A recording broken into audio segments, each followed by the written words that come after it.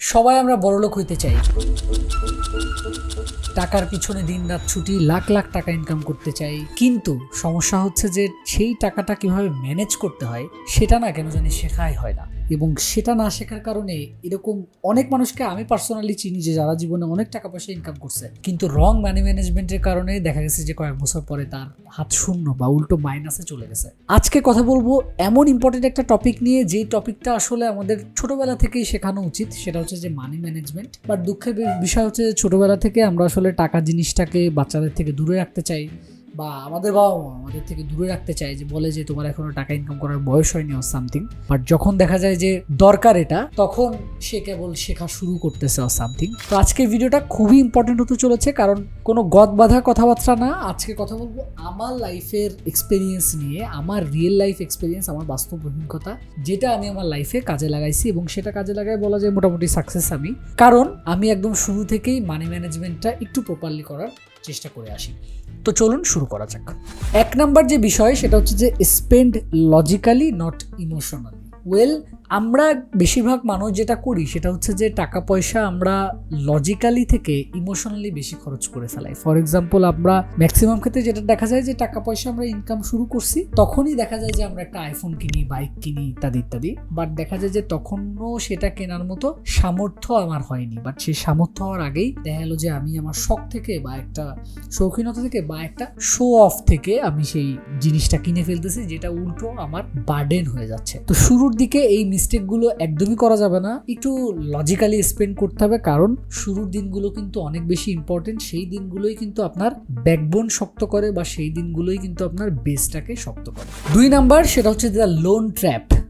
আমার লাইফের কথা যদি আমি বলি, আমি লোন জিনিসটা থেকে না অলওয়েজ নিজেকে দূরে রাখছি। কি আমার অনেক বন্ধু বান্ধব আছে যারা দেখা গেল যে ইনকাম করছে, বাসা থেকে টাকা নিচ্ছে, ইত্যাদি ইত্যাদি। মাস শেষে দেখা গেল যে তার কাছে টাকা নেই, সে আবার লোন নিচ্ছে, এবং এটা কাইন্ড অফ একটা নেভার এন্ডিং সার্কেল টাইপের হয়ে গেছে। এবং তার লোনটা বাড়তে বাড়তে বাড়তে বাড়তে এরকম একটা অবস্থা যে বহু মানুষ তার কাছে টাকা পায়, দোকানদার টাকা পায়, বন্ধু বান্ধব টাকা পায়, রুমমেট টাকা পায়, খুবই বাজে অবস্থা।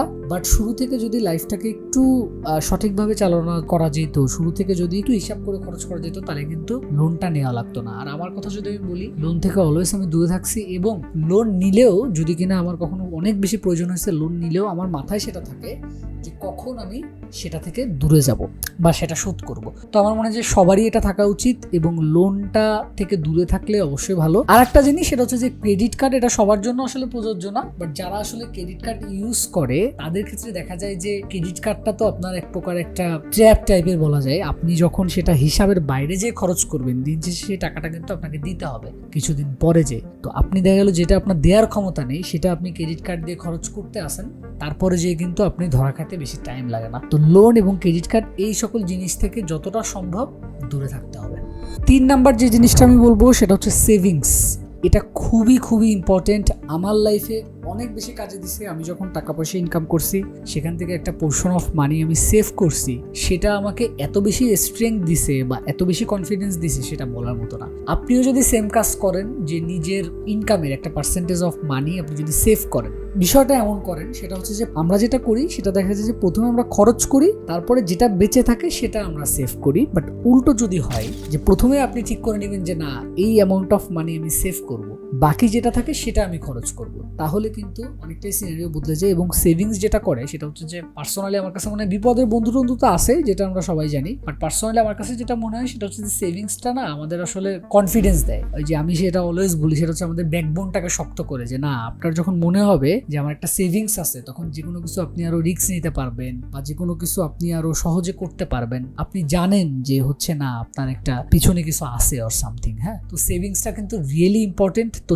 সেভিংস যদি না করে থাকেন, আজকে থেকেই কিন্তু সেভিংস করা শুরু করেন। 4 নম্বরে আপনি একটা রুল আপনার জন্য বানিয়ে নিতে পারেন। এটা আপনার সুবিধা মতো আপনি করে নিন। এটা এমন হতে পারে, দেখা গেল 50-30-20, 50% আপনি যে টাকাটা ইনকাম করতেছেন সেটা দেখা গেল নিজের পিছনে বা পরিবারের পিছনে ইত্যাদি ইত্যাদি এইভাবে খরচ করতেছেন রেগুলার লাইফে। 30% যেটা করতেছেন সেটা হচ্ছে যে নিজের উন্নতির জন্য, নিজের পিছনে ইনভেস্ট করতেছেন। এটা আমরা অনেকেই করি না। একটা টাকা ইনকাম করে আমরা দেখা গেল সেটা দিয়ে শখ পূরণ করি, ইত্যাদি করি, বাট নিজের পিছনে আমরা ইনভেস্ট করতে চাই না। সেটা যদি করতে পারি তাহলে কিন্তু গ্রোথটা আরো অনেক হাই হয়। 20% যেটা করতে পারেন সেটা হচ্ছে যে সেভিংস করতে পারেন। এটা 50-30-20 করতে হবে এমন কোনো কথা নেই, বাট হ্যাঁ এটা নিয়ে নাড়াচাড়া করতে পারেন। আর একটা জিনিস আমি বলতে চাই সেটা হচ্ছে যে নিজের শখ কি পূরণ করব না, অবশ্যই নিজের শখ পূরণ করব, বাট একটা টাইম পিরিয়ড পরে, যে একদম শুরুর দিকে না। ক্যারিয়ারে যারা শুরুর দিকে আছেন এগুলো জিনিসপত্র ভুলে যান, অনেক টাইম আসবে তখন ইচ্ছা মতো পূরণ করেন। আর একটা জিনিস যেটা করতে পারেন সেটা হচ্ছে যে একটা পোর্শন অফ মানি আপনি একটু বাঁচিয়ে রাখতে পারেন নিজেকে রিওয়ার্ড দেওয়ার জন্য বা নিজের শখ পূরণ করার জন্য, যেটাই বলতে পারেন, বাট লোন টোন নিয়ে বা অতিরিক্ত চাপ নিয়ে না। আচ্ছা, একটা গল্প দিয়ে শেষ করি, সেটা হচ্ছে যে দুইটা বন্ধু আকাশ আর আকাশ। তো আকাশ এবং আকাশ দুইজনই মাসে দেখা অ্যারাউন্ড 50,000 টাকা ইনকাম করে। আকাশ আজীবনেও মানি ম্যানেজমেন্ট নিয়ে কোনো বোধার ছিল না, সে মানি ম্যানেজমেন্ট করেনি, উড়াধুরা খরচ করছে, লোন নিছে, এবং 5 বছর পরে এসে তার ক্যারিয়ার তো নিচের দিকেই, এবং এখন তার উল্টো দেখা গেল 2 থেকে 4 লাখ টাকা লোন হয়ে গেছে। এদিকে আকাশের কথা যদি বলি, সে আজীবনই মানি ম্যানেজমেন্ট নিয়ে অনেক সিরিয়াস ছিল, লাইফে সেভিংস করছে, উল্টো পাল্টা লোন নেয়নি এবং নিজের উপরে ইনভেস্ট করছে। এই কারণে তার ক্যারিয়ার যেমন এখন উপরের দিকে, তেমনি উল্টো তার সেভিংসে এখন 5 থেকে 7 লাখ টাকা আছে। তো আপনি কোনটা হইতে চান? অবশ্যই আমি জানি আপনি আকাশ হইতে চান, আর আকাশ হইতে গেলে কিন্তু লাইফে মাস্ট বি মানি ম্যানেজ করতে হবে, মানি ম্যানেজমেন্ট কি সেটা জানতে হবে এবং সেটা সিরিয়াসলি অ্যাপ্লাই করতে হবে। Thank you so much everyone এই ভিডিওটা দেখার জন্য। হোপফুলি আপনাদের ভালো লাগছে ভিডিওটা। কেমন লাগলো কমেন্টে জানান।